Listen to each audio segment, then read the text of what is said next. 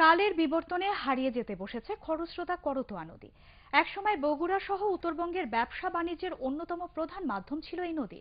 তবে এখন এটি একটি সাধারণ খালে পরিণত হয়েছে।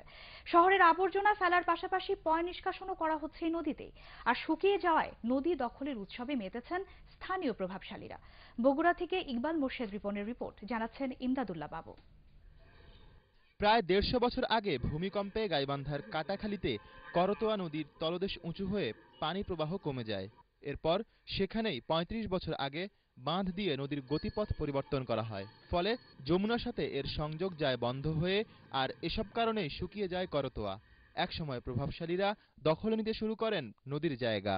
নদীর চতুর্দিকে পাহাড় সাইডে বান্ধা আসা, নদী ছোট হয়ে গেছে এবং নদী শুকিয়ে গেছে। এখন তো বগুড়া শহরের নর্দমার জায়গা হয়ে গেছে করতোয়া। শুধু ময়লা আবর্জনা, এটা দূষিত পরিবেশটা দূষিত করতেছে।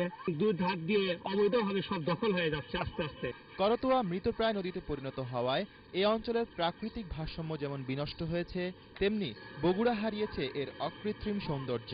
এই করতোয়া নদী যাতে খুব তাড়াতাড়ি খুঁড়ে দেওয়ার ব্যবস্থা করা হয়, তার জন্য আমি কমিটিতে জোর দাবি জানাবো এবং মন্ত্রণালয়ের সংশ্লিষ্ট মন্ত্রীর সাথে দেখা করে এই করতোয়া নদী যাতে খুঁড়ে দেওয়া হয় তার জন্য ব্যবস্থা নেওয়ার চেষ্টা করব। দীর্ঘদিনেও করতোয়া নদী দখলদারদের হাত থেকে মুক্ত করা যায়নি বলে স্বীকার করলেন বগুড়ার অতিরিক্ত জেলা প্রশাসকও।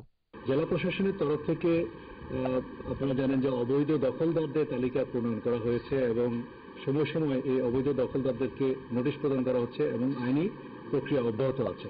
করতোয়ার নাব্যতা ফিরিয়ে আনতে কর্তৃপক্ষ অবিলম্বে নদীটি পুনঃখননে যথাযথ পদক্ষেপ নেবে, এমনটাই দাবি বগুড়াবাসীর।